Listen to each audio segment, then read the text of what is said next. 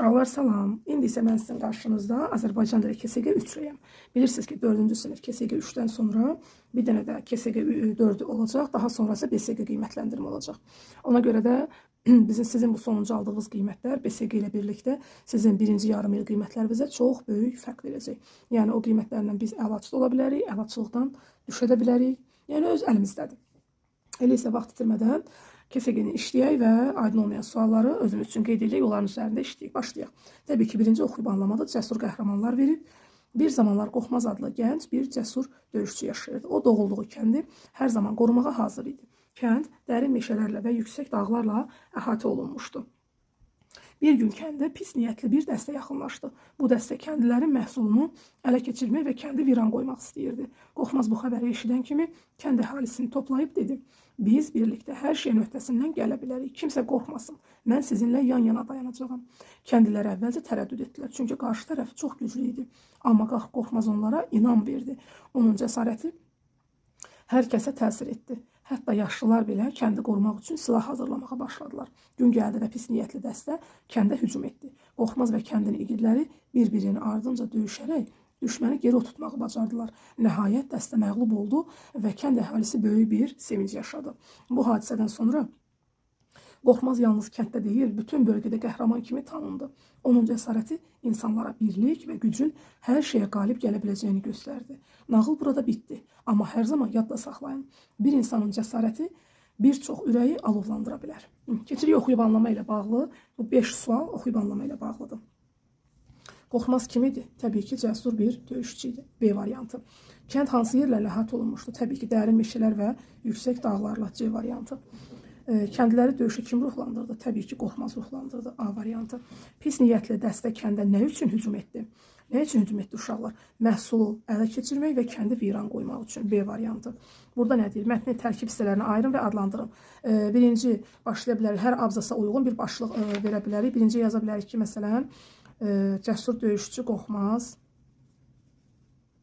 və yaxud da cəsur döyüşçü Qorxmazın cəsurluğu, qəhrəmanlığı fərq etməz. Bu cür də yaza bilərik. Sonra ikinciyə nə yaza bilərik?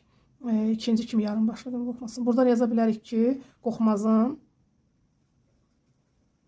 kənd əhalisinə inam verməsi, yəni inam verir ki, biz qalib olacaq. Üçüncü yaza bilərik ki,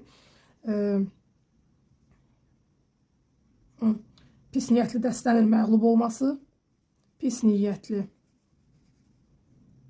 dəstənin məğlub olması.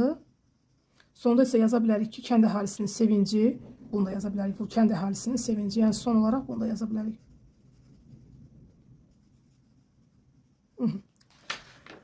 Vaxt itirmədən keçək nəyə? Dil qaydalarına. Hansı cümlədə xəbər düzgün işlənib? Deməli, mübtəda xəbər bir-birinə nə etməlidir? Uşaqlar uzlaşmalıdır. Xəbərlə mübtəda eyni fikrə, yəni bir zamana, bir fikrə əsaslanmalıdır. Bayaq əsir. Bayaq əsir yox, bayaq əsir də olmalıdır. Bu səhvdir. Dünən çıxacağıq. Dünən keçmiş zamanda çıxacaq, gələcək zamanda. Sabah gələcək. Sabah gələcək doğrudan da həm sabah gələcəyi bildirir, bu da gələcəkdir, gələcəyi bildirir. Keçən çıxacağıq, keçən həftə çıxacağıq. Keçən həftə artıq bitmiş bir hərəkətdir. Necə sən gələcəkdə onu verə bilirsən? Deməli, cavab C variantı. Hansı bənddə cümlənin baş üzvləri verilib? Uşaqlar, baş üzvləri biz tanıyırıq ki, mübtəda və xəbərdir. Cavab C variantı. Hansı ismi birləşmədir? Uşaqlar, ismi birləşmədə nə olur? Burada hərəkət olmur. Getmək hərəkət, yazmaq hərəkət, oxumaq hərəkət, qapının ağzı isə ismi birləşmə kimi götürürəm. Bu dəfə qalib gələn nömrə 5-dir. Mənim xəbərim hansı nitq hissəsidir? Xəbərim nədir uşaqlar? 5-dir. 5 nə ilə ifadə olunub? Say nitq hissəsi ilə ifadə olunub. Mifik obrazları qeyd edin. Burada istədiyiniz mifik obrazları sonuncu keçdiklərimiz. Məsələn, Heraklı ən sonunda keçmiş. Herakl, su pərisi, sonra özünüzdən əlavə edə bilərsiniz. Rapunzel, Aldədə əfsanəsi var idi, biz onu xatırlamışdıq. Aldədə obrazı və yaxud da burada öz qızların bəziləri Rapunzel yazmışdı, oğlanların bəziləri Shrek yazmışdı. Ola bilər mifik obrazlardır. İsmi və feili xəbərin sualları. Uşaqlar, ismi xəbərin sualları hansı idi? Kimdir? Nədir? Haradır? Necədir? Neçədir? Bu ismi xəbərin sualları idi. Feili xəbərin sualları isə çox idi. Nə etdi, nə edir, nə edəcək. Nə oldu, nə edir, nə edəcək, nə olacaq və s. Burada yazmadım bir də onları vaxt getməsin deyə. Verilmiş sözlərlə söz birləşməsi düzəldib yazın. Deməli, bu sözlərdən nə edəcəyik? Söz birləşməsi düzəldəcəyik. Məsələn, kinayəli görüş olar. Kinayəli görüş. Mən bir də yazmıram uşaqlar, siz özünüz yadda saxlayın. Dəmir, məsələn, dəmir nə ola bilər? Dəmir, iradə. Dəmir iradə ola bilər, düzdür. Yəni, iradəsi möhkəmdir. Dəmir, iradə. Qızıl, payız. Qızıl payız. Bu həmişə belə işlənir. Xoşbəxt, nə olar? Xoşbəxt, gələcək. Xoşbəxt gələcək, vahiməli yuxu. Yuxu görürsən, vahimələnirsən, qorxursan. Kinayəli gülüş, dəmir iradə, qızıl payız, xoşbəxt gələcək, vahiməli yuxu. Oldu nə söz birləşmələri? Mən böyüyəndə gəmidə işləyəcəyəm cümləsində heç bir sözə aid olmayan sual. Kim mən? Böyüyəndə, üzr istəyirəm, kim mən? Harada? Gəmidə. Nə edəcəm? İşləyəcəm. Necə sualın cavabı yoxdur. Necə? Burada buna cavab yoxdur. Necəni götürürük? Aşağıdakı söz birləşmələrini sözlə əvəz edin. Rəhm etmək uşaqlar nədir? Yəni kiməsə rəhmin gəlir, yazığı gəlməkdir də. Üzr istəyirəm. Yazığın gəlir də ona. Yazığın gəlməsi elə özü rəhm etmək. Yola düşmək nədir uşaqlar? Getmək. Acığı tutmaq, hirslənmək, qəzəblənmək, əsəbləşmək, bunların üçünü yazmaq olar. Ağzına su alıb oturmaq nədir? Susmaq, yəni danışmamaq. Hər ikisini yaza bilərsiniz uşaqlar.